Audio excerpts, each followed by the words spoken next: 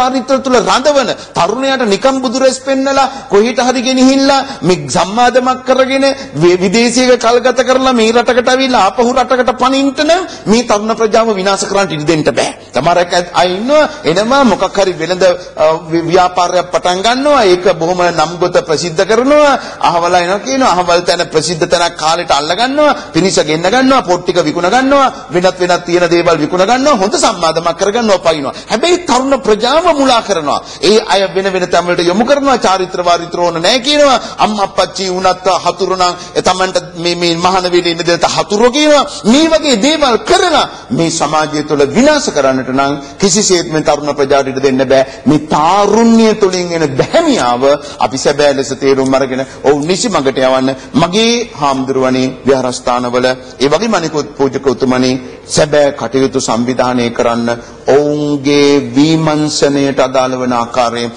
ප්‍රගතිශීලී දේවල් ක්‍රියාවට යොමු කරන්න. එහෙනම් දැන් අපි සීලය පිළිබඳ සාකච්ඡා කරද්දී අපේ ගෞරවනීය නායක හඳුන්වන්ගේ අනුශාසනාව තුළ එය අවධියකින් තොර වයස්කාණ්ඩ වශයෙන් විභේදනය නොවි හැම මොහොතකම මේ ඕනම වයස්තරයක මේ සීලය ආරක්ෂා කර ගැනීමේදී වැදගත්කම අපේ තුලින් අපිට ලැබෙන සමාජීය සංවර්ධනය වගේම ආධ්‍යාත්මික සංවර්ධනය පිළිබඳ උන්වහන්සේ විස්තර කළා මේ මාතෘකාව ඇසුරු කොටගෙන.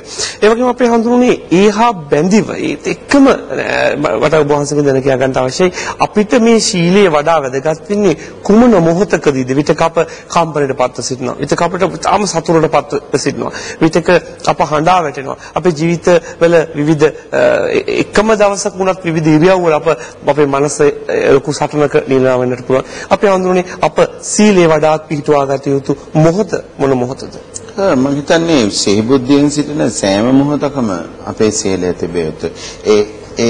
ඒ කාර්යය ගැන දන්නවන එක තේරෙනවා. ඒක ඔබට වැටහෙනවනේ. මම කතා නොකරපු බොහොම සරල පැති ටිකක් මගේ අම්මන් පච්චිලා දන්නවනේ.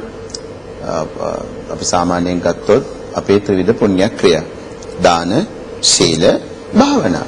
එතකොට ඒ ත්‍රිවිධ පුණ්‍ය ක්‍රියාවල දෙවෙන ස්ථානය ගත්ත සීලය.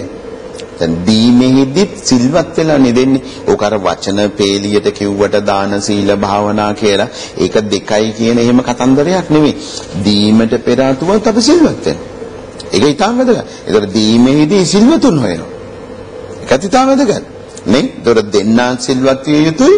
ලබන්නාද සිල්වද. ඒතර තමයි මහත්ඵල මහනිසංස වීමේ බලවත්කම තිබෙන්නේ. ඉතින් මේ වගේ ඉතින් ඒකෙන් අදහස් කරන්නේ නේ සීලවන්තයා විසින් දුස්සීලයට නොදිය යුතුයි කිය. දුස්සීලයා විසින් සීලවන්තයට නොදිය යුතුයි කිය. දුස්සීලයා දුස්සීලයට නොදිය යුතුයි කිය. ඒ වායේහිද ඒ අවස්ථාවන් වලට අනුව පුණ්‍ය ශක්තියින් තිබෙනවා. ඒවනම් අපි අරගත්තොත් දාන සීල නෙක්ඛම් නේ දස පාරමිතාදී ධර්මයන් පූර්ණණය කරනකොට අනිවාර්යයෙන්ම සීලය පිරිය යුතුයි. සමහරක් වෙලාවට නාගරාජ්‍යයේක්ව සිටමින් සිල් රැක ධර්මිතියට තමාව බැඳගන්න අවස්ථාවේදීත් විසදූමයක් පිට නොකොට ඒ තරුණ දරුවන්ට වැඩි ළමයින්ට හානියක් නොකොට තම සීලය රැක්ක අවස්ථා තිබෙනවා අපේ බෝධිසත්වයන් වහන්සේ පවා. ඒතකොට ඇතම් අවස්ථාවන් වලදී උන්වහන්සේගේ සීලයට බාධා නොවන විදිහට උන්වහන්සේගේ ශාන්තිවාදී පාරමිතාවක් හැටියට එහෙම නැත්නම් උන්වහන්සේගේ මේ සීලමය පැත්තෙන් උන්වහන්සේගේ ඉවසීම වගේම